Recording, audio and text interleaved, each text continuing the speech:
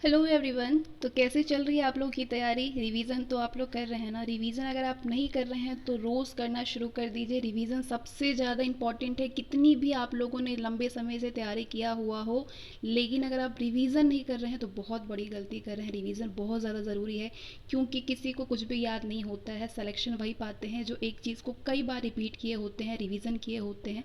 वो चीज़ें याद रहती है और ऑप्शन देख करके धुंधला सा नहीं लगता है कि अरे ये आंसर होगा, ये आंसर होगा। ये गलती वही करते हैं जो रिवीजन नहीं किए होते हैं। जो रिवीजन किया होता है वो डायरेक्ट अपने आंसर पे टिक करता है बिना टाइम वेस्ट किए हुए। तो अगर ये चीज़ें करनी है तो आपको रिवीजन करना होगा। अब तक आप जो भी चीज़ें पढ़ रहे होंगे, चाहे एमसीक्यूज किए होंगे, उसको फिर से करिए। तो चलिए शुरू करते हैं। आज का फर्स्ट क्वेश्चन है आपके लिए। सभी को आंसर करनी है और ज़रूर से आंसर करनी है। सबको इस टेस्ट के प्रति इंटरेस्ट और जोश दिखना चाहिए। इस एग्ज़ाम के लिए आप कितने ज़्यादा सीरियस हैं सभी का दिखना चाहिए। इसके लिए आपको हर कोई आंसर करे और पॉज कर करके आपको एग्ज़ाम में 2 घंटा टाइम मिलेगा, तो 2 घंटे के हिसाब से आप टाइमर लगा करके 2 घंटे में इस 120 क्वेश्चन को आप अटैम्प्ट करेंगे और देखेंगे कि 120 क्वेश्चन आप 2 घंटे में कितने क्वेश्चन कर पा रहे हैं और कितने क्वेश्चन आपके सही हो रहे हैं। ठीक है, तो first question. In this sentence identity this segment which contains the grammatical error. अब ये जो सेंटेंस है, इस सेंटेंस में आपको बतानी है कि कौन से जगह पे ग्रामेटिकल एरर है जो कि पूरे सेंटेंस को गड़बड़ कर रहा है। तो सेंटेंस है, although there are more than 100 known elements, they rarely occur at a pure state। पूरा सेंटेंस आपने पढ़ लिया, समझ लिया कि सेंटेंस में क्या है और क्या कहना चाह रहा है।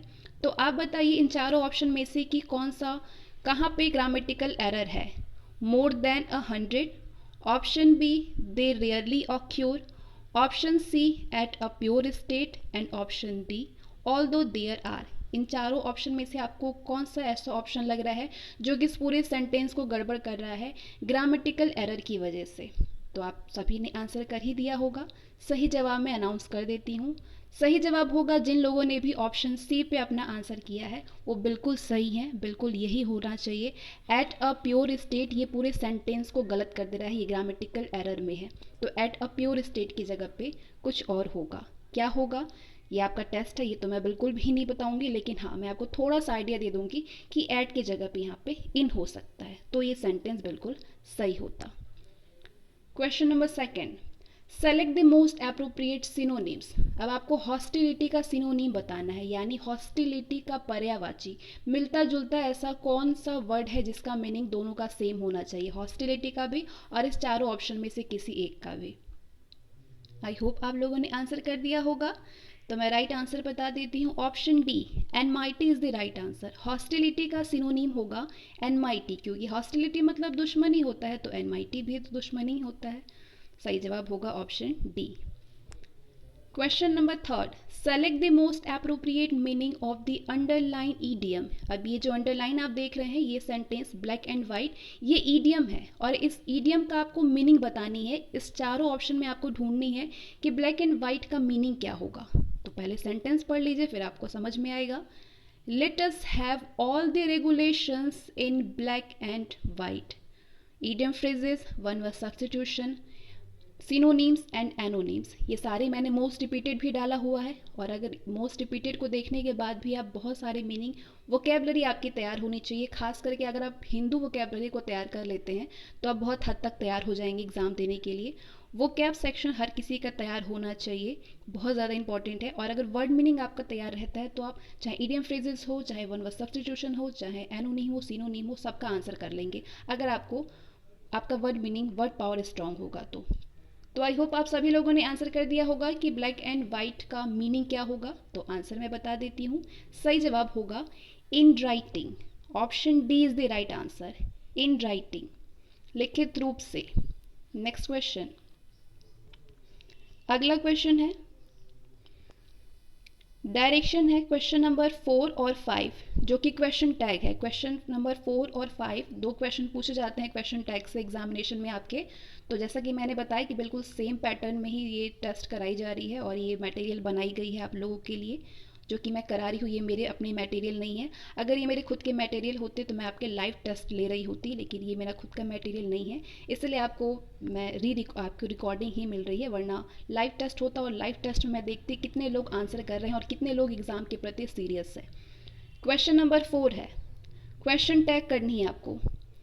Late us go to party tonight. अब बताइए यहाँ पे क्या क्वेश्चन टैग होगा। 4 ऑप्शन है आपके पास, सेंटेंस देख करके आप समझ गए हैं कि पॉजिटिव है तो कुछ नेगेटिव सही होगा। आप लोगों ने आंसर कर दिया, मैंने हिंट भी दे दिया, आइडिया भी दे दिया आप लोगों को। सही जवाब होगा shall we. Shall we is the right answer. ठीक है, शेल वी का यूज होगा, क्योंकि यहाँ पे आप देख, अगर आप लोग सोच रहे हैं कुछ निगेटिव सा होना चाहिए, ऑप्शन डी होना चाहिए शेल नॉट वी, तो यहाँ पे आप बिल्कुल गलत है। जैसा कि अब तक आपने रूल पढ़ा होगा कि पॉजिटिव है तो नेगेटिव होनी चाहिए, लेकिन यहाँ पे ऐसा नहीं होगा। ऑप्शन ए सही होगा, क्योंकि यहाँ पे लेटस दिया हुआ है। लेटस दिया हुआ है मतलब क्वेश्चन टैग आपका शेल वी का यूज होगा। ठीक है, अगर लेटस नहीं होता तो यहाँ पे शेल नॉट वी का यूज होता। सही जवाब होगा option A. Question number 5, she does not drive carelessly. क्या क्वेश्चन टैग यूज होगा यहाँ पे? सबने आंसर कर दिया। सही जवाब होगा डज शी। क्यों डज शी? क्योंकि यहाँ पे नेगेटिव है तो ये पॉजिटिव होगा, option B. Question number 6, select the word which means the same as the group of words given. ये एक सेंटेंस है, वन वर्ड सब्स्टिट्यूशन भी आप समझ सकते हैं इसको। ये सेंटेंस है जिसका मतलब निकाल करके आपको एक वर्ड बनानी है, यानी एक वर्ड का ये मीनिंग निकलना चाहिए। सेंटेंस है इम्पॉसिबल टू सेटिस्फाई। इसका मतलब क्या हुआ, इसका मीनिंग आपको इंग्लिश में बतानी है, यानी वन वर्ड सब्स्टिट्यूशन हो गया। सबने आंसर कर दिया। इम्पॉसिबल टू सेटिस्फाई का क्या होगा? सही जवाब होगा, जिन लोगों ने भी आंसर किया है ऑप्शन डी इनसैटिएबल, वो बिल्कुल सही है। ठीक है, insatiable is the right answer. Question number 7, select the most appropriate antonyms. अब आपको विलोम शब्द बतानी है। किसका विलोम शब्द? प्रोग्रेसिव का विलोम शब्द बताइए। एनोनिम्स, प्रोग्रेसिव का एनोनिम्स बताइए। सभी ने आंसर कर दिया। सही जवाब होगा conservative is the right answer. Progressive का option B is the right answer. Conservative progressive का एनोनिम होगा। Question number 8, select the most appropriate option to fill in the blanks. अब ये सेंटेंस है जहाँ पे ये ब्लैंक है। इस ब्लैंक में आपको ये 4 ऑप्शन देख करके जो एकदम सुटेबल सा वर्ड होगा, सुटेबल सा ये पूरे सेंटेंस को कंप्लीट करेगा एकदम मीनिंगफुल होकर के, वो यहाँ पे आपको यूज़ करनी है। तो सेंटेंस है today dash society is literally poisoning the earth with acid rain. Answer करिए आप लोग। सबने कर दिया। सही जवाब होगा option A industrialised. Industrialised is the right answer. Today industrialised society is literally poisoning the earth with acid rain. Question number 9, select the most appropriate meaning of the underlined idiom in the given sentence। अब आपको ये idiom है जिसकी meaning आपको 4 option में से ढूंढनी है। सेंटेंस में बता देती हूँ क्या है। The invigilator did not know that the 2 boys were exchanging notes under his nose।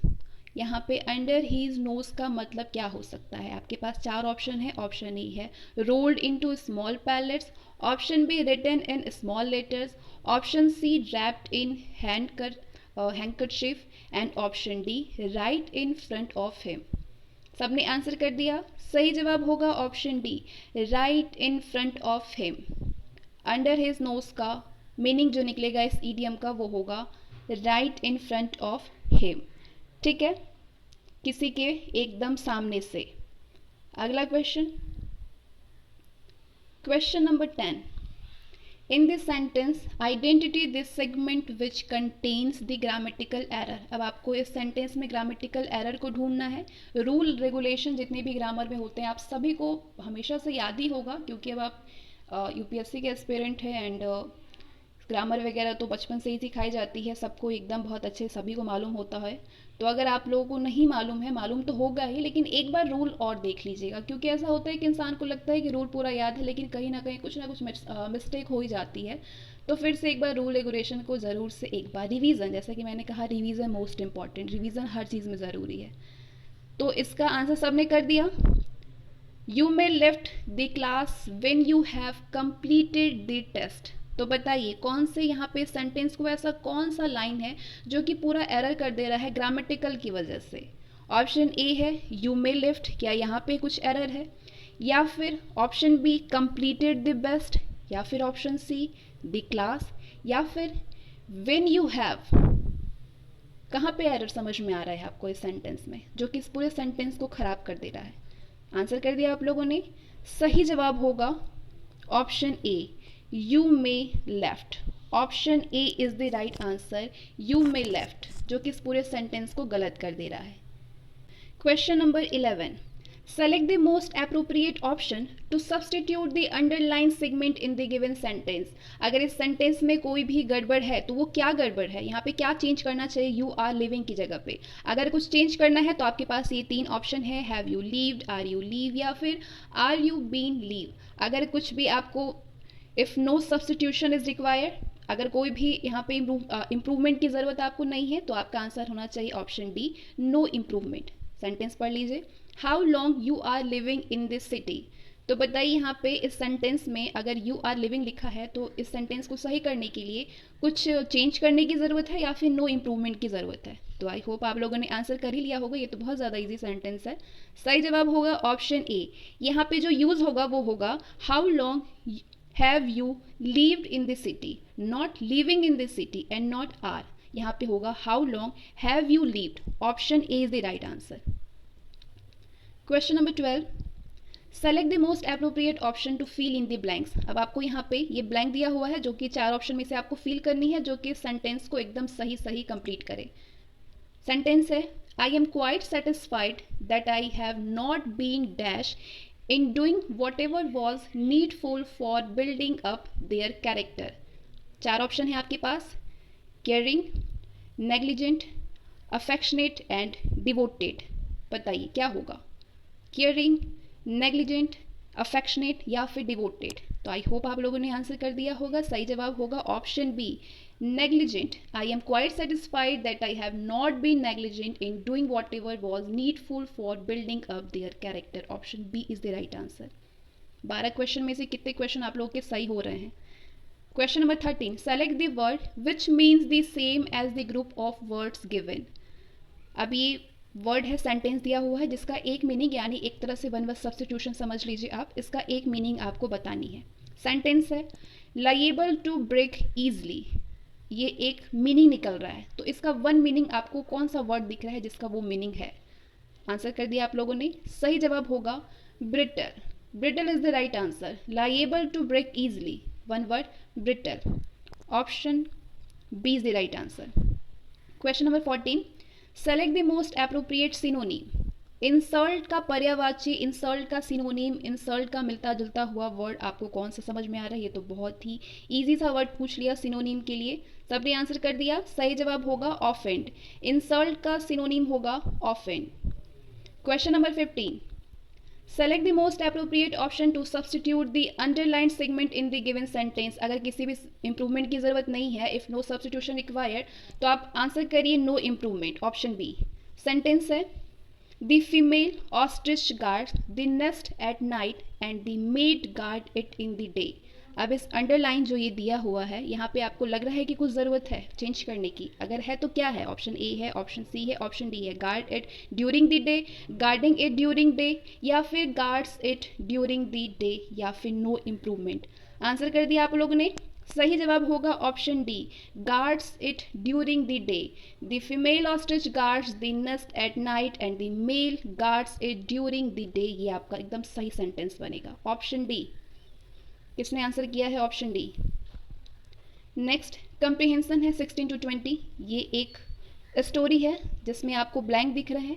इस ब्लैंक में आपको 16 to 20 ऑप्शन मिलेगा, 16 to 20 क्वेश्चन में ऑप्शन मिलेंगे जो कि यहाँ पे ब्लैंक को आप फिल करेंगे और एक रियल स्टोरी जो वाकई से स्टोरी को ज़रूरत है जिस चीज़ की, एकदम सही स्टोरी को कंप्लीट करेगा, उसको आपको यहाँ पे भरना है। अगर कंप्रीहेंशन पैसेज को करने के लिए सबसे पहले एक बार एकदम जल्दी से इस पूरे सेंटेंस को आप पढ़ लेना होता है, चाहे एग्जाम हो चाहे आप अभी प्रैक्टिस कर रहे हो। एक बार इसको अच्छे से पढ़ लीजिए। पढ़ लेने से आपको एक तरह से स्टोरी समझ में आ जाती है और ये पता चल जाता है कि यहाँ पे होना क्या चाहिए आखिर, उसके बाद आप फील करिए। Marine Conservation Society is hosting the Anjar Turtle Festival 2019, aiming to make more people aware about olive ridley turtle. तो turtle की कहानी चल रही है यहाँ पे. The sea dash get their names from their olive colored dash. They grow to about 2 feet in dash and reportedly mate at around 1000 kilometers from the Anjar dash these turtles come to the beach to lay dash. पूरी story आपने पढ़ लिया और समझ लिया कि यहाँ पे किस चीज़ की बात हो रही है. ठीक है. टर्टल फेस्टिवल 2019 है. Marine conservation society is hosting the anger turtle festival 2019 aiming to make more people aware about olive ridley turtle. The sea dash get their names from their olive colour. यहाँ पे क्या होना चाहिए. अब आप 16 पे चलिए, 16 नंबर क्वेश्चन पे. 4 ऑप्शन देखिए. Turtle, animal, fish, snacks. अभी तो आपने फेस्टिवल जो पढ़ा, एनिमल, स्नैक्स और फिश के बारे में तो बात हो नहीं रही है, टर्टल के बारे में स्टोरी चल रही है. तो आपका ऑप्शन क्या होना चाहिए आंसर. यहाँ पे आप टर्टल फील करेंगे, यानी ऑप्शन ए को फील करेंगे. This sea turtle get their names from their olive colour dash.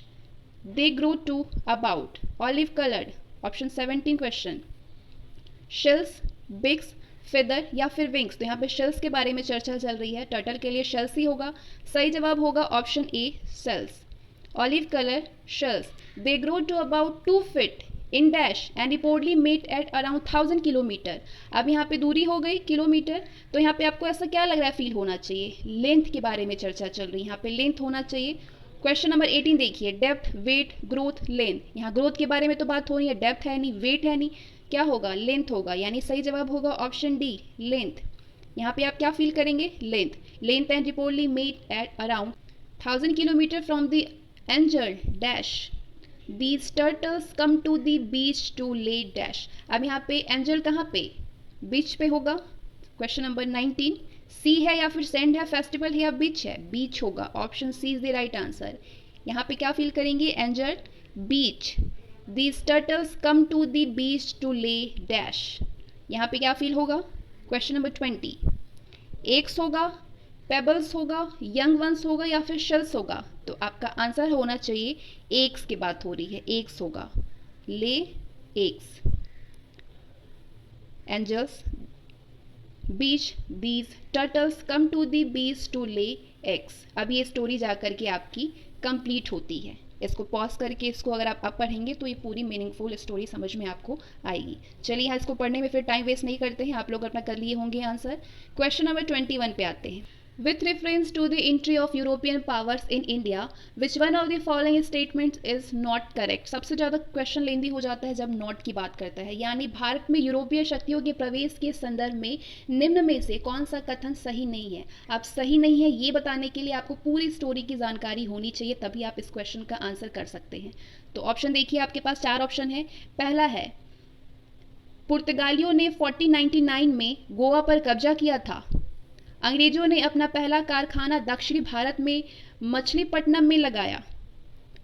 Option C पूर्वी भारत में अंग्रेजी कंपनी ने 1633 में उड़ीसा में पहला कारखाना लगाया. एंड ऑप्शन डी डुप्ले के नेतृत्व में फ्रांसीसियों ने 1746 में मद्रास पर कब्जा किया था. तो इसमें से बताइए कि भारत में यूरोपीय शक्तियों जब आगमन हुआ था उसके संदर्भ में कौन सा सही नहीं है इन ऑप्शन में से. आंसर कर दिया आप लोगों ने. सही जवाब होगा ऑप्शन ए. पुर्तगालियों ने 1499 में गोवा पर कब्जा किया था, ये बिल्कुल गलत है, बाकी सारे सही हैं. Question number 22. Consider the following statements. जो निम्नलिखित कथन दिए हैं नीचे उस पर आपको विचार करनी है. Assertion and reason. एसर्शन यानी कथन है. टीपू सुल्तान ने श्रीरंगपट्टनम में स्वातंत्र वृक्ष का रोपण किया. टीपू सुल्तान प्लांटेड स्वातंत्र ट्री इन श्रीरंगपट्टनम. इसका रीजन दे रहा है टीपू सुल्तान के मस्तिष्क पर फ्रांसीसी क्रांति के सिद्धांतों ने गहरी छाप छोड़ी थी. The philosophies of French revolution left a deep impression in the mind of Tipu Sultan. बताइए क्या ये दोनों सही है. एसर्शन एंड रीजन दोनों ही सही है या फिर इसमें से कोई एक सही है. तो आपका आंसर होगा, सबने आंसर कर ही दिया होगा. सही जवाब होगा option A. A and R both are correct and R is the correct explanation of A. दोनों सही है और R A का सही स्पष्टीकरण कर रहा है. Question number 23. Consider the following statements about the charter act 1813. Charter act 1813 के संबंध में निम्नलिखित कथनों पर विचार कीजिए. चार्टर एक्ट 1813 के बारे में आपको विचार करनी है. तीन आपके पास स्टेटमेंट है। पहला स्टेटमेंट है, इसने भारत में ईस्ट इंडिया कंपनी के व्यापार एकाधिपत्य को, चाय का व्यापार और चीन के साथ व्यापार को छोड़ करके समाप्त कर दिया। दूसरा स्टेटमेंट है, इसे कंपनी के द्वारा अधिकार में लिए गए भारतीय राज्य क्षेत्रों पर ब्रिटिश राज यानी क्राउन की संप्रभुता को सुदृढ़ कर दिया। स्टेटमेंट थर्ड है, भारत का राजस्व अब ब्रिटिश संसद के नियंत्रण में आ गया था।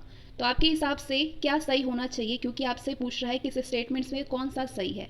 तीनों आपने देख लिया, इस तीनों को आपने देख लिया है, तो अब आपके पास नीचे आएगा कोड। अब इस कोड के माध्यम से आपको आंसर करनी है कि क्या दोनों सही है, क्या तीनों सही है, या फिर इनमें से कोई एक दो सही है। सही जवाब होगा आपका ऑप्शन ए, पहला और दूसरा सही है। Question number 24, the principle of prohibition of adoption was applied on. गोद प्रथा निषेध का सिद्धांत किस पर लागू किया गया है, आंसर करिए। सही जवाब होगा ऑप्शन ए, ओनली हिंदू स्टेट्स, सिर्फ हिंदू राज्यों पर। Question number 25, consider the following statements. अब ये कथन है, निम्नलिखित कथनों पे आपको विचार करनी है। सबसे ज़्यादा इसी टाइप के क्वेश्चन पूछे जाते हैं, इसलिए मैं हमेशा आपको कहती हूँ कि पूरी स्टोरी को आप पढ़िए, पूरे कॉन्सेप्ट आपके क्लियर होना चाहिए। पहला है स्टेटमेंट, वॉरेन हेस्टिंग्स प्रथम गवर्नर जनरल थे जिन्होंने भारत में ब्रिटिश ढांचे पर आधारित एक नियमित पुलिस बल स्थापित किया था। दूसरा स्टेटमेंट है, रेगुलेटिंग एक्ट 1773 के द्वारा कलकत्ता में उच्चतम न्यायालय यानी सुप्रीम कोर्ट स्थापित किया गया। और तीसरा है, भारतीय दंड संहिता 1860 में लागू हुई। तो ये तीनों स्टेटमेंट आपने पढ़ लिया और आपको बतानी है कि इसमें से कौन सा करेक्ट है इन तीनों में से। नीचे आपको कोड मिलेगा, इस कोड के जरिए अपना आंसर करिए। सबने आंसर कर दिया। सही जवाब होगा ऑप्शन बी, second and third. Who was the first to produce the statistical data to per capita income in India, यानी पहली बार भारतवर्ष की औसत प्रति व्यक्ति आय का सांख्यिकीय अनुमान प्रस्तुत करने वाला कौन था। चार ऑप्शन है आपके पास और बताइए कि कौन था। आंसर कर दिया आप लोगों ने। सही जवाब होगा option A, Dadabhai Naoroji. Option A is the right answer. Question number 27.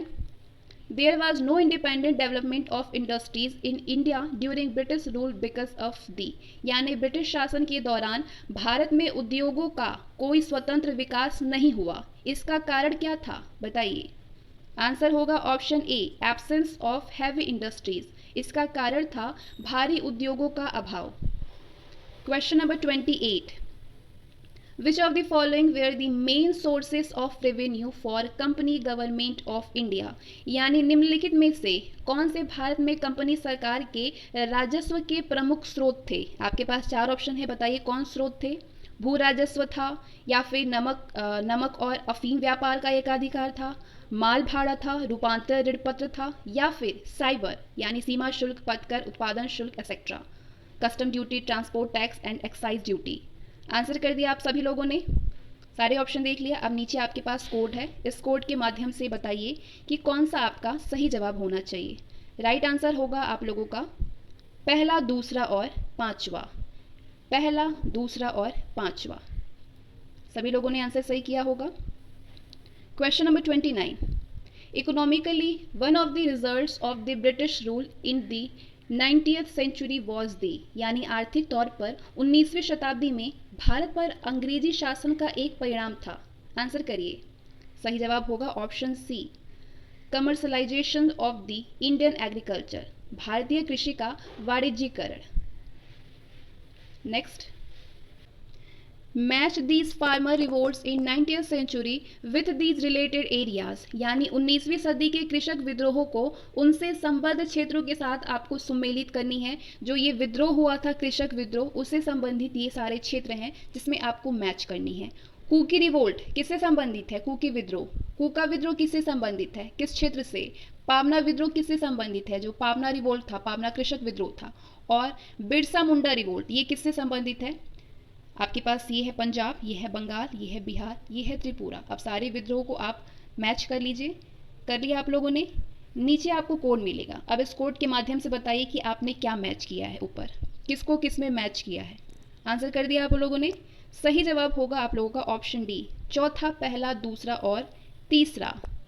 चौथा, कुकी विद्रोह त्रिपुरा में, त्रिपुरा से संबंधित है। कुकी जो कृषक विद्रोह हुआ था उनसे संबंधित क्षेत्र है त्रिपुरा।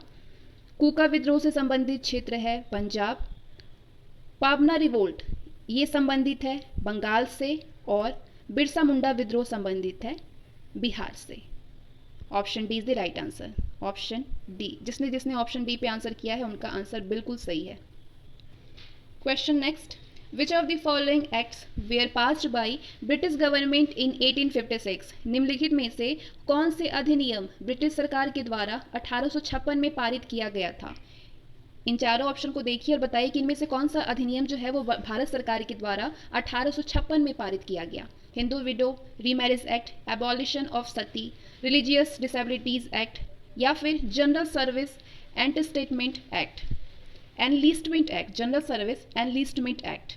चारों ऑप्शन आप लोगों ने देख लिया और बताइए कि 1857 में कौन सा अधिनियम ब्रिटिश सरकार के द्वारा पारित किया गया। नीचे आपको कोड मिलेगा जिस कोड के जरिए आपको अपना आंसर करनी है। सबने आंसर कर दिया। सही जवाब होगा ऑप्शन ए, केवल पहला और चौथा सही है, जो कि ब्रिटिश सरकार के द्वारा पारित किया गया था 1856 में। पहला और चौथा, हिंदू विडो रीमैरिज एक्ट और general service enlistment act. Option A, पहला और चौथा। विच of the following statements is और आर करेक्ट रिगार्डिंग ब्रह्म समाज? यानी ब्रह्म समाज के बारे में निम्नलिखित में से कौन सा या फिर कौन से कथन सही है? 3 कथन है आपके सामने और बताइए कि ब्रह्म समाज के बारे में कौन सा सही है। इसने मूर्ति पूजा का विरोध किया था ब्रह्म समाज ने।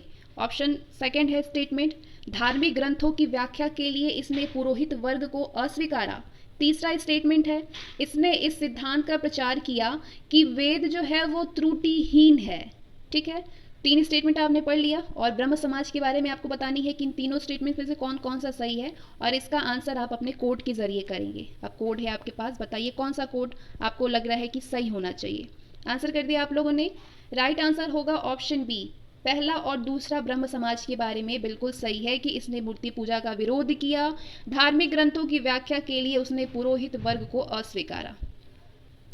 Question number 33, The act which provided the right of accession to the Christians converted from Hindus, यानी जिसने ईसाई धर्म में धर्मांतरित हिंदुओं को उनकी पैतृक संपत्ति को उत्तराधिकार के रूप में प्राप्त करने की स्वीकृति प्रदान की, उस अधिनियम का नाम क्या था? बताइए वो कौन सा अधिनियम था, वो कौन सा एक्ट था? सबने आंसर कर दिया। सही जवाब होगा option A, act 21 of 1850। Option A is the right answer. Next question. Consider the following statements about the Indian National Congress. भारतीय राष्ट्रीय कांग्रेस के बारे में निम्नलिखित कथनों पर विचार कीजिए। अभी आपके पास 4 स्टेटमेंट है भारतीय राष्ट्रीय कांग्रेस के बारे में आपको विचार करनी है इन चारों ऑप्शन के जरिए। पहला स्टेटमेंट है, सरोजनी नायडू कांग्रेस की अध्यक्ष होने वाली प्रथम महिला थी। दूसरा स्टेटमेंट है, CR दास ने जब कांग्रेस अध्यक्ष के रूप में काम किया वो जेल में थे उस टाइम पे। स्टेटमेंट थर्ड है, एलन ऑक्टेवियन ह्यूम प्रथम ब्रिटिश नागरिक थे जो कि कांग्रेस अध्यक्ष बने। और स्टेटमेंट फोर्थ है, अल्फ्रेड वेब 1894 में कांग्रेस के अध्यक्ष थे। चारों स्टेटमेंट आपने देख लिया और समझ गए होंगे कि कौन संबंधित है। इसमें से आपको करेक्ट बतानी है तो कोड देखिए और करेक्ट आंसर पे अपना टिक करिए। सही जवाब होगा दूसरा और चौथा, दूसरा और चौथा, जो कि भारतीय राष्ट्रीय कांग्रेस के बारे में बिल्कुल सही है। CR Das was in prison when he functioned as the president of the Congress. और चौथा, Alfred Webb was the president of the Congress in 1894। सही जवाब है आपका ऑप्शन बी, दूसरा और चौथा। Question number 35, which implication was taken in Lucknow session of Indian National Congress in 1916? Congress ने 1916 के लखनऊ अधिवेशन में कौन सा मुख्य दूरगामी परिणाम वाला निर्णय लिया था? बताइए कौन सा निर्णय लिया था? सही जवाब होगा मुस्लिम लीग की पृथक निर्वाचन क्षेत्र की मांग स्वीकार की। Separate electorate demand of Muslim League was accepted. Question number next 36, an indifference curve measures the same level of, यानी उदासीनता वक्र किसके समान को किसके समान स्तर को मापता है उदासीनता वक्र? बताइए, आंसर करिए। 4 ऑप्शन है आपके पास। सही जवाब होगा ऑप्शन बी, दो वस्तुओं से प्राप्त संतुष्टि। उदासीनता वक्र दो वस्तुओं से प्राप्त संतुष्टि के समान स्तर को मापता है। Satisfaction from two commodities. Question number 37, net national profit at market prices, indirect taxes minus subsidies equal to बतानी है आपको। निव्वल राष्ट्रीय उत्पाद बाजार कीमत माइनस अप्रत्यक्ष कर माइनस उत्पादन इक्वल टू क्या होगा? आंसर करिए। सही जवाब होगा आपका नेशनल इनकम होता है, राष्ट्रीय आय। निव्वल राष्ट्रीय उत्पाद बाजार कीमत पर अप्रत्यक्ष कर माइनस उत्पादन इक्वल टू होता है, बराबर होता है नेशनल इनकम के, राष्ट्रीय आय के। क्वेश्चन नंबर 38, सीडो यानी SIDO is related to the development of. SIDO का संबंध किसके विकास से है? आंसर करिए। सही जवाब होगा ऑप्शन ए, लघु उद्योग के विकास से है, small industries. Question number 39, the SLR is determined by the RBI। SLR stand for, यानी SLR का निर्धारण भारतीय रिजर्व बैंक के द्वारा किया जाता है। तो SLR का विस्तारित रूप यानी आपको SLR का फुल फॉर्म बतानी है। कितना इजी क्वेश्चन है, सबने आंसर कर दिया।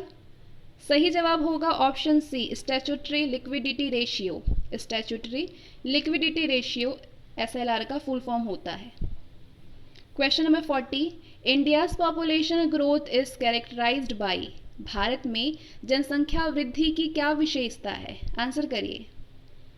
सही जवाब होगा जन्म दर में वृद्धि किंतु मृत्यु दर में कमी। ये है जनसंख्या वृद्धि की विशेषता। An increase in the birth rate and decline death rate. Question number 41, which of the following statements is correct about psychology. निम्नलिखित कथनों में से कौन समपारिस्थितिकी के लिए सही है? समपारिस्थितिकी के लिए कौन सा सही है इसमें से? It is the study of relation of the different communities with the environment. ये पृथक जातियों के पर्यावरण से संबंधों का अध्ययन है। It is the study of complex traditional relationship of bio communities, यानी ये जैव समुदायों के जटिल पारस्परिक संबंधों का अध्ययन है। Option C, this is basically the natural habitat ecology, यानी ये मूलतः प्राकृतिक निवास पारिस्थितिकी है। या फिर इट्स मेनली सोशल इकोलॉजी, ये मुख्यतः सामाजिक पारिस्थितिकी है। आंसर कर दिया सभी लोगों ने। राइट आंसर होगा option B, it's the study of complex traditional relationship of bio communities.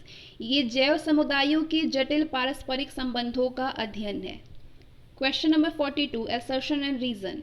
Assertion कारण कह रहा है isolation is the main source of energy of biomedical ecosystem, यानी सूर्याभिताप जैवमंडलीय पारिस्थितिकी तंत्र के लिए सबसे महत्वपूर्ण ऊर्जा स्रोत है। और इसका कारण दे रहा है कि solar radiation is converted into food and chemical energy by green plants. सौर विकिरण हरे पौधों के द्वारा भोजन तथा रासायनिक ऊर्जा में परिवर्तित हो जाता है। तो क्या ये कारण जो है वो कथन का सही स्पष्टीकरण कर रहे क्या? तो आपका सही जवाब होना चाहिए कि हाँ, ए और आर दोनों ही सही है और आर ए का सही स्पष्टीकरण कर रहा है, यानी option A is the right answer. Question number 43, on the proclamation of financial emergency in India, यानी भारत में वित्तीय आपातकाल की उद्घोषणा होने पर क्या होता है? पहला स्टेटमेंट है सभी राज्य सरकारें भंग कर दी जाएगी और राज्य का वित्तीय प्रबंधन केंद्र सरकार के द्वारा ले लिया जाएगा। दूसरा है राज्य के सभी धन विधेयकों पर केवल संसद द्वारा अनुचिंतन किया जाएगा और स्वीकृति दी जाएगी। तीसरा है सभी राज्य विधानसभाएं निलंबित चालन में रहेगी और राज्य सूची की विधियां संसद द्वारा अधिनियमित की जाएगी। और चौथा कह रहा है कि राष्ट्रपति वित्तीय प्रतिलंबी के लिए ऐसे निर्देश राज्यों को दे सकेगा जैसा कि आवश्यक समझे जाए और कर्मचारियों के वेतन में अस्थायी कमी की जा सकेगी। तो चारों आपने पढ़ लिया और बताइए कि भारत में जब वित्तीय आपातकाल की उद्घोषणा होती है तो क्या होता है इन चारों में से? नीचे कोड दिया है क्या? कोड नहीं है, इसी चारों में से आपको आंसर करनी है।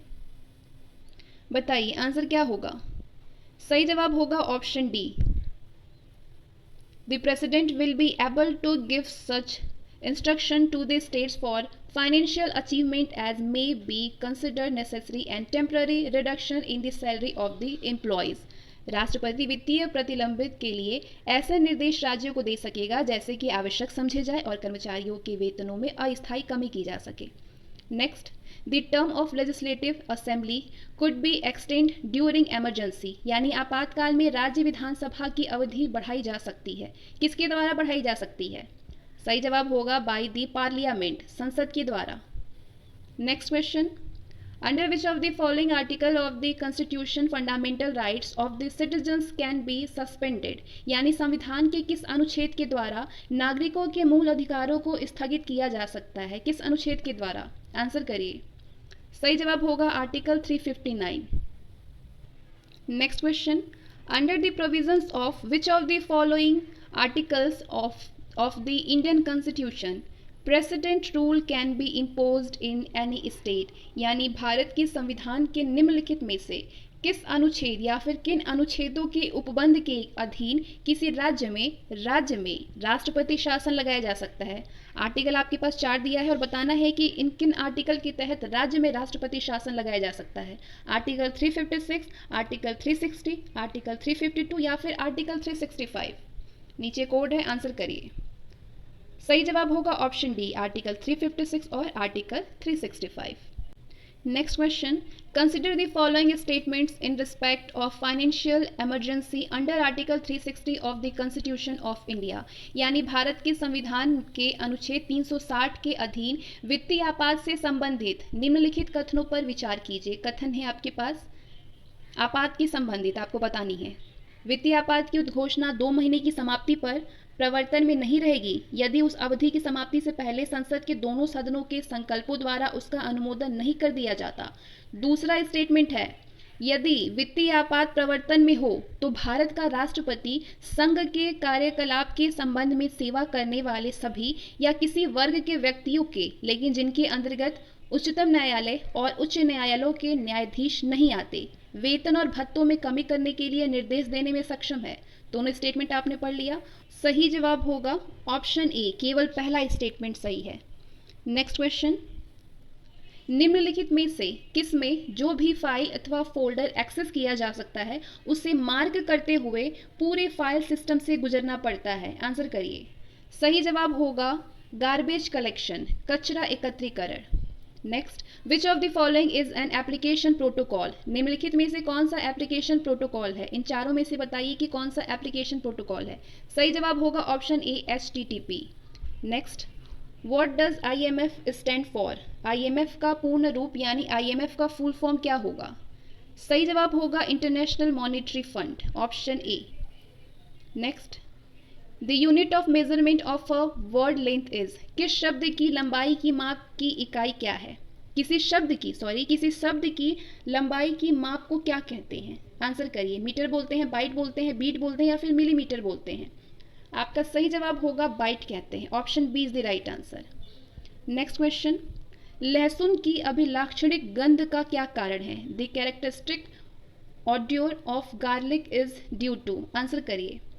सही जवाब होगा अ सल्फर कंपाउंड, सल्फर यौगिक, option B is the right answer. Question number 53, which of the following is responsible for controlling hereditary characters of the living cells, यानी जीव कोशिकाओं में आनुवांशिक लक्षणों के नियंत्रण में निम्नलिखित में से कौन सा उत्तरदायी है? जीव कोशिकाओं में आनुवांशिक लक्षणों के नियंत्रण के लिए कौन से उत्तरदायी है? एंजाइम है या फिर हार्मोन है कि RNA है या फिर DNA है? आंसर करिए आप लोग, क्या होना चाहिए सही जवाब? सभी लोगों ने आंसर कर दिया होगा। राइट आंसर होगा option D, DNA। Option D is the right answer, DNA होगा। Question number 54, which of the following is required for the formation of bones and teeth, अस्थि एवं दंत निर्माण हेतु निम्नलिखित में से किनकी आवश्यकता होती है? आंसर करिए, किसकी आवश्यकता होती है?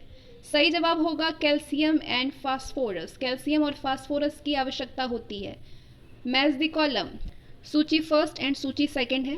मैच करनी है आपको। ये बीमारियां हैं और ये बीमारियां किधर होती है, किससे संबंधित है वो आपको बतानी है। मलेरिया किससे संबंधित है, ब्लड सेल से, लसिका ग्रंथि से, मसल से, ब्रेन से या फिर बोन मैरो से। फाइलेरिया किस में होता है, एंजिफेलाइट्स, ल्यूकीमिया। मैच कर लिया आप सभी लोगों ने। अब तक जिन लोगों ने मैच नहीं किया है वो कर लीजिए और कोड देखिए, कोड के जरिए अपना आंसर करिए। सभी ने आंसर कर दिया। सही जवाब होगा ऑप्शन बी, पांचवा, चौथा, दूसरा और पहला। मलेरिया ब्लड सेल्स में, फाइलेरिया लसिका ग्रंथि लिम्फ ग्लैंड में, एंजिफेलाइट्स ब्रेन में होता है और ल्यूकीमिया किससे संबंधित है, बोन मैरो में होता है। Question number 56, match the column है। सूची फर्स्ट है, लिस्ट फर्स्ट है एंड लिस्ट सेकंड है। सूची फर्स्ट में आपको हार्मोन्स दिए गए हैं और आपको मिलानी है इस हार्मोन्स को सेक्रेटिंग ग्लैंड्स में यानी श्रावण ग्रंथि में। मैच करिए। प्रोजेस्टोन किससे संबंधित है, टेस्टोस्टेरोन, थायरॉक्सिन, इंसुलिन। सभी ने मैच कर लिया। सही जवाब होगा ऑप्शन ए, तीसरा, चौथा, थायराइड पहला और पेनक्रियास दूसरा। तीसरा, चौथा, पहला और दूसरा। Option A is the right answer. Question number 57, an enzyme which helps in the digestion of protein is. प्रोटीनों के पाचन में सहायक एंजाइम है, कौन है। सही जवाब होगा trypsin. Option C is the right answer. जिसने भी सी पे आंसर किया है बिल्कुल सही है वो। विच of the following is correct. इनमें से सही कौन है आपको बतानी है। सारे को पढ़िए और बताइए किसमें से सही कौन सा है। सबने पढ़ लिया। सही जवाब होगा option C, all the blood is the body is filtered through the kidneys. यानी शरीर में सारा जो रक्त है वो किडनी के माध्यम से ही शुद्ध होता है। Question number 59, which one of the following is not a plasma protein. निम्न में से कौन एक प्लाज्मा प्रोटीन नहीं है आपको बतानी है। सबने आंसर कर दिया। सही जवाब होगा हीमोग्लोबिन प्लाज्मा प्रोटीन नहीं है। Assertion and reason. एसर्शन है herbicides can destroy weeds without harming useful plants. यानी शाकनाशी उपयोगी पौधों को बिना क्षति पहुंचाए अपत्रिड़ों को नष्ट कर सकते हैं, अपत्रिड़ों को नष्ट कर सकते हैं। और इसका कारण ये दे रहा है कि herbicides are absorbed in different rates by weeds and crop plants. यानी अपत्रिड़ों एवं फसली पौधों के द्वारा शाकनाशी जो है वो भिन्न भिन्न दरों पर अवशोषित होते हैं। तो आपको इसमें से करेक्ट आंसर बतानी है। अब नीचे कोड देखिए और कोड के जरिए अपना आंसर करिए। सभी ने आंसर कर दिया। जिन्होंने ऑप्शन ए पे अपना टिक किया है बिल्कुल सही कह रहे हैं वो कि ए और आर दोनों ही सही और आर ए की सही व्याख्या कर रहा है। Question number 61, Atal innovation mission is set up under the. अंटर यानी अटल नव प्रवर्तन मिशन जो है वो किसके अंतर्गत स्थापित किया गया है। आंसर करिए। राइट आंसर होगा नीति आयोग के अंतर्गत। Option C is the right answer. Which country's Human Development Index rank is first as per Human Development Report 2018। यानी मानव विकास रिपोर्ट 2018 के अनुसार मानव विकास सूचकांक में प्रथम रैंक का देश कौन सा है बताइए। सही जवाब होगा Norway. Option D. Expenditure in proportion of GDP on social services by the center and state has increased to what present in FY 2019 to 20। यानी केंद्र और राज्यों द्वारा सामाजिक सेवाओं पर जीडीपी के अनुपात में व्यय वित्त वर्ष 2019-20 में कितने प्रतिशत हो गया है। आंसर करिए। राइट आंसर होगा 7.7%।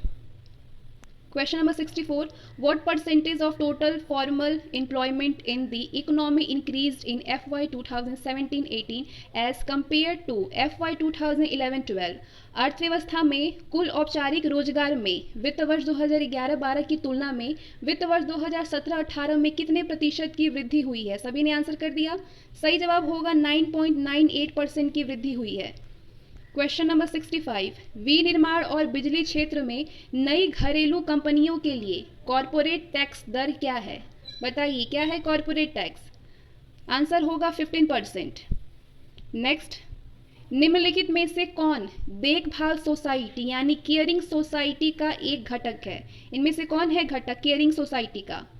सही जवाब होगा इन्वायरमेंट एंड क्लाइमेट चेंज, पर्यावरण एवं जलवायु परिवर्तन। नेक्स्ट क्वेश्चन, किस भारतीय उद्यमी को ऑस्ट्रेलिया के सर्वोच्च सम्मान ऑर्डर ऑफ ऑस्ट्रेलिया से सम्मानित किया गया है? किसको सम्मानित किया गया है बताइए? सही जवाब होगा किरण मजूमदार को सम्मानित किया गया है।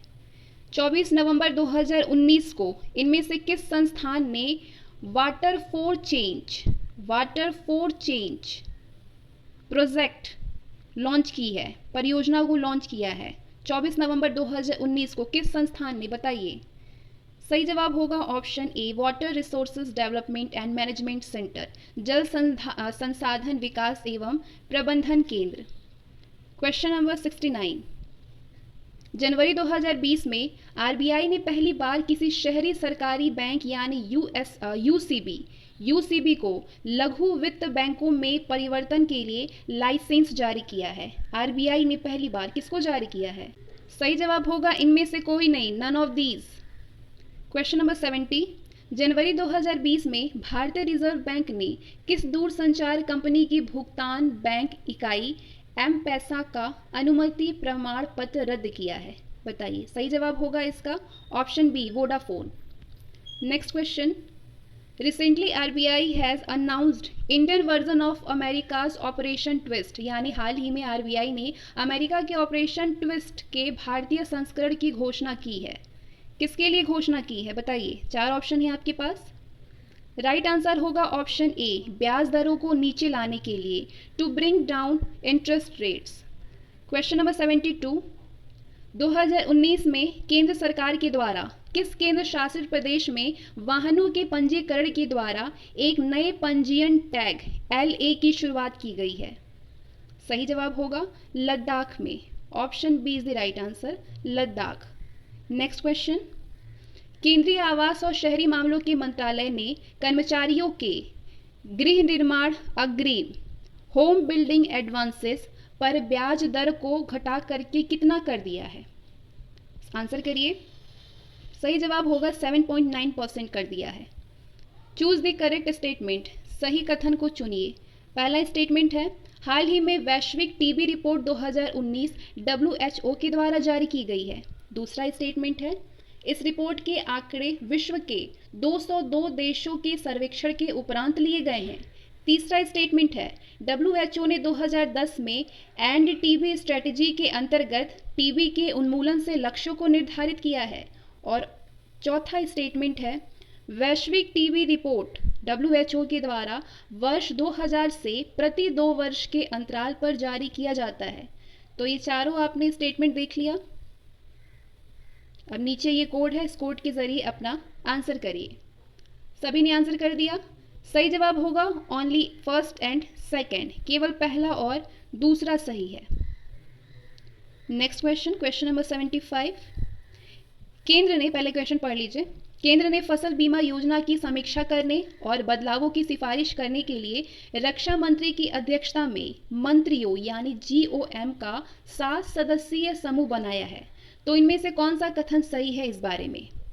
पहला कथन है, फसल बीमा योजना one nation one scheme theme के अनुरूप है और इसमें पिछले सभी योजनाओं की सर्वोत्तम विशेषताएं शामिल है और साथ ही पिछली सभी दिक्कतों और कमियों को हटा दिया गया है। दूसरा स्टेटमेंट है, ये योजना पूर्व से व्यापक फसल बीमा प्रदान करती है, अनिवार्य कम प्रीमियम दरों पर गैर रोकथाम योग्य प्राकृतिक जोखिम के खिलाफ कटाई के बाद की अवधि के लिए। और तीसरा स्टेटमेंट है, हालांकि बिहार, पश्चिम बंगाल और आंध्र प्रदेश जैसे राज्यों ने केंद्रीय योजना से अपने आप को बाहर कर लिया है और अपनी योजना शुरू की गई है। बिल्कुल इसी तरीके से स्कीम पूछता है। आंसर करिए। सभी ने आंसर कर दिया। सही जवाब होगा option D, all of the above. पहला दूसरा भी सही है, दूसरा तीसरा भी और पहला तीसरा भी सही है। क्वेश्चन नंबर 76, पॉज करिए, क्वेश्चन पढ़िए फटाफट से।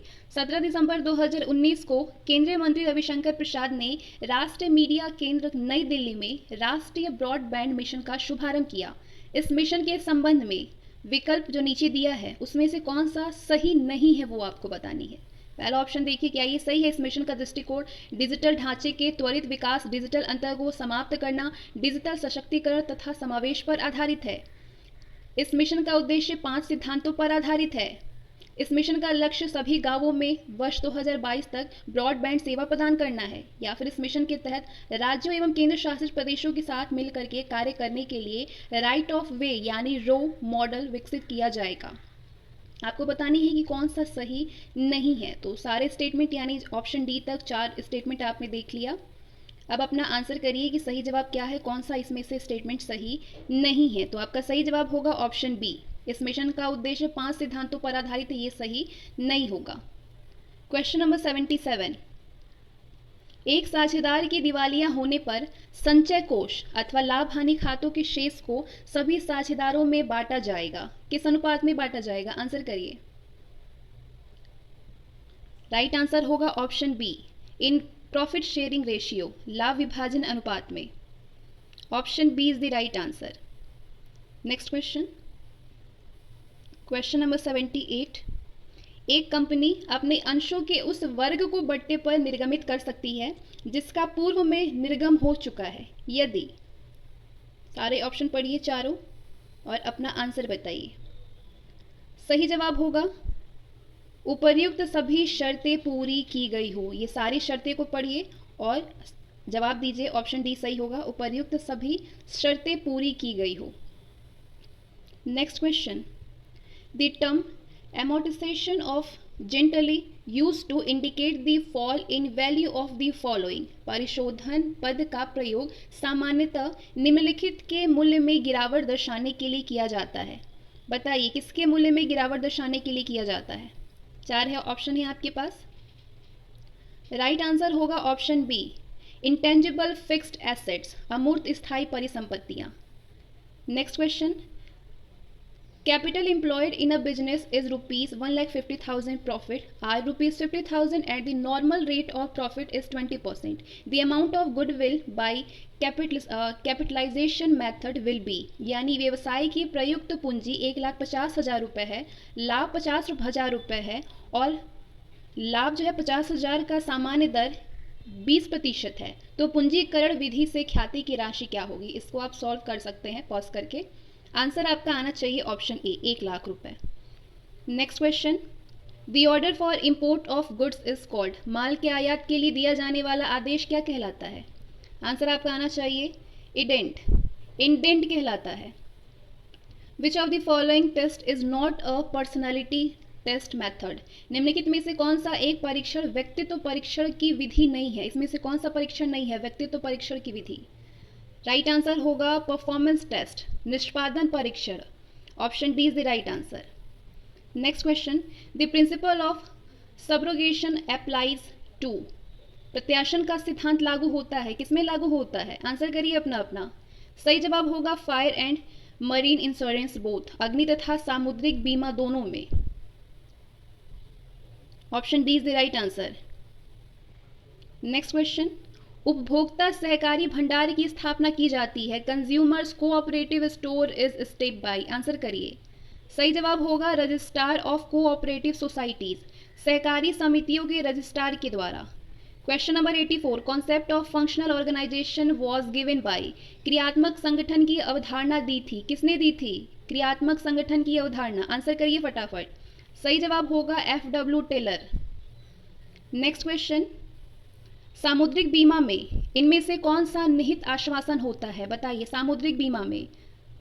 विच of the following is an implied warranty in a marine insurance, सबने आंसर कर दिया। सही जवाब होगा option A, legality of adventure, उपक्रम की वैधता।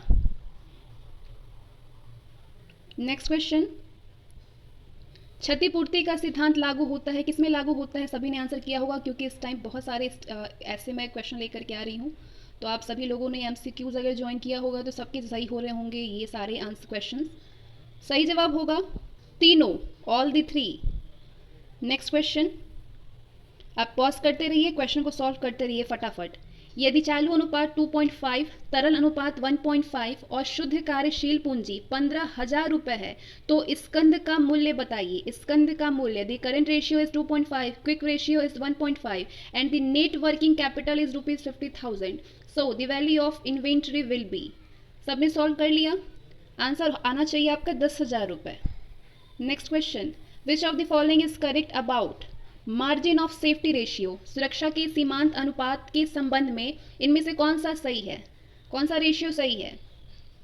सबने आंसर कर दिया। सही जवाब होगा option D, contribution upon sales at BEP, यानी अंशदान बटे समविच्छेद बिंदु पर विक्रय। इस टाइप के क्वेश्चन पूछे जाते हैं, बिल्कुल तैयार होनी चाहिए आपकी। Question number 90, which of the following is a revenue expenditure, इनमें से कौन सा आयगत व्यय है? आंसर कर दिया आप लोगों ने। सही जवाब होगा legal expenses to defend a suit filed by the competitor, प्रतिस्पर्धियों द्वारा दायर मुकदमे के बचाव हेतु कानूनी व्यय। क्वेश्चन नंबर 91, इनमें से किसे चिट्ठे के संपत्ति पक्ष में दिखाया जाता है? सभी ने आंसर किया होगा इसके बारे में, तो फटाफट करिए। जिन लोगों ने नहीं किया है मेरे एमसीक्यूज क्लासेस को अकाउंटेंसी की, जिसने जिसने ज्वाइन किया होगा वो फटाफट आंसर कर रहा होगा। सही जवाब होगा प्रीपेड रेंट, पूर्वदत्त किराया। नेक्स्ट क्वेश्चन, अंतिम खाते के उद्देश्य से रहतिये का सामान्यतः मूल्यांकन किया जाता है, किसमें किया जाता है? सही जवाब होगा कॉस्ट और market value which ever is lower, लागत या बाजार मूल्य दोनों में से जो कम हो। नेक्स्ट क्वेश्चन, रेशनलाइजेशन इंक्लूड्स, विवेकीकरण में सम्मिलित है, इनमें से क्या सम्मिलित है विवेकीकरण में? सही जवाब होगा साइंटिफिक मैनेजमेंट, वैज्ञानिक प्रबंध। Next question, X and Y theory of motivation was propounded by, अभिप्रेरण के एक्स और वाई सिद्धांत का प्रतिपादन किया था, किसने किया था बताइए फटाफट। सही जवाब होगा मैकग्रेगर ने।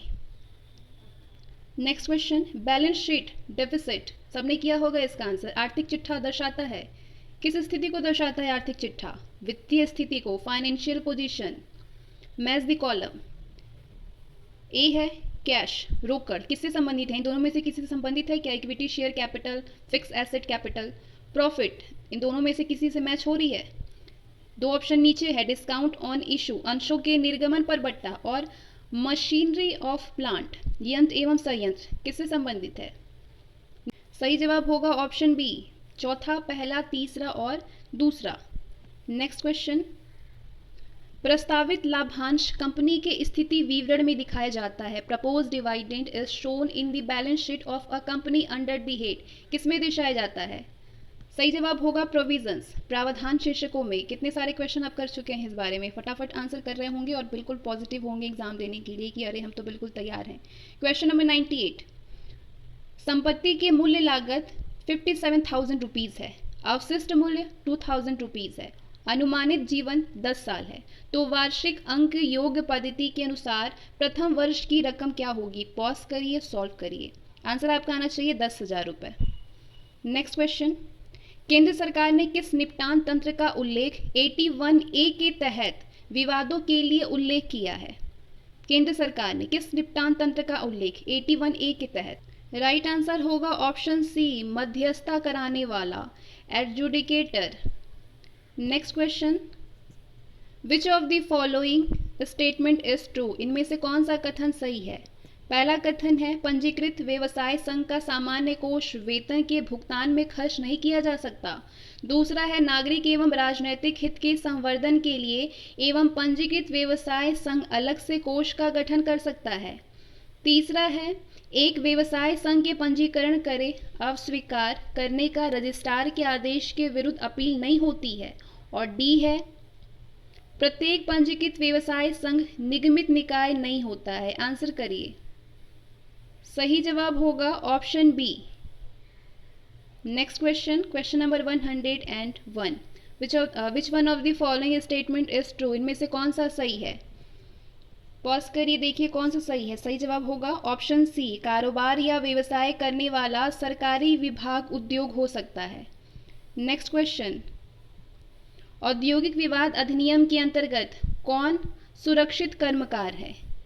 ये नीचे कूद है, सुरक्षित कर्मकार बताना है। इन चारों को पहले पढ़ लीजिए स्टेटमेंट को।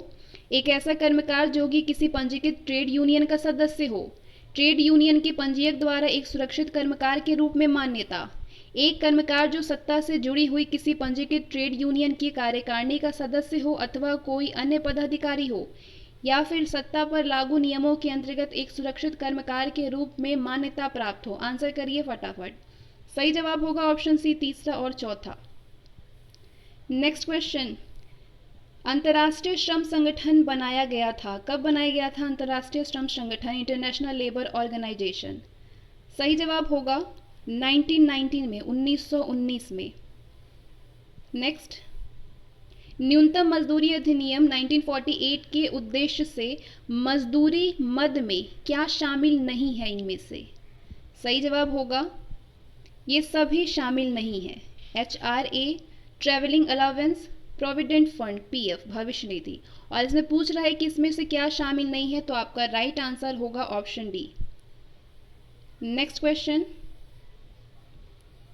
न्यूनतम मजदूरी अधिनियम 1948 के तहत किसको रजिस्टर तथा रिकॉर्ड बनाने और रखना है? आंसर करिए। As per minimum wages act 1948 who is required to maintain registers and recorded? सही जवाब होगा एम्प्लॉयर, नियोक्ता। नेक्स्ट, यदि y इक्वल टू 5 दिया है तो 5y under root Y Q minus Y square, तो y इक्वल टू 5 मान ज्ञात कीजिए। यदि y अगर 5 दिया है तो 5y under root Y power 3 minus Y square, Y Q minus Y square under root में, इसका मान आपको ज्ञात करनी है। पॉज करिए, सॉल्व करिए। आंसर आना चाहिए आपका 250। Next question, 54 kilometre per hour की चाल से चल रही एक रेलगाड़ी एक प्लेटफॉर्म और प्लेटफॉर्म पर खड़े एक आदमी को 36 सेकेंड और 20 सेकेंड में पार करती है। 36 सेकेंड और 20 सेकेंड में पार करती है, तो प्लेटफॉर्म की लंबाई आपको बतानी है। पॉज करिए, सॉल्व करिए। आंसर आपका आना चाहिए 240 मीटर। नेक्स्ट क्वेश्चन, एक छात्र ने एक संख्या को 21 से विभाजित करने के बजाय 12 से विभाजित किया और उससे आंसर जो है 35 मिल रहा है, तो इसका सही आंसर आपको ज्ञात करनी है, सही आंसर निकालनी है। पॉज करिए, सॉल्व करिए। आंसर आना चाहिए 20। नेक्स्ट, 65 रुपए में सूचीबद्ध की गई एक वस्तु को 2 क्रमिक छूटों के बाद 56.16 रुपीज़ 56.16 में खरीदा गया था, जिनमें से पहली छूट 10% है, तो दूसरी छूट आपको निकालनी है। सॉल्व करिए इसको। आंसर आपका आना चाहिए 4%, ऑप्शन डी।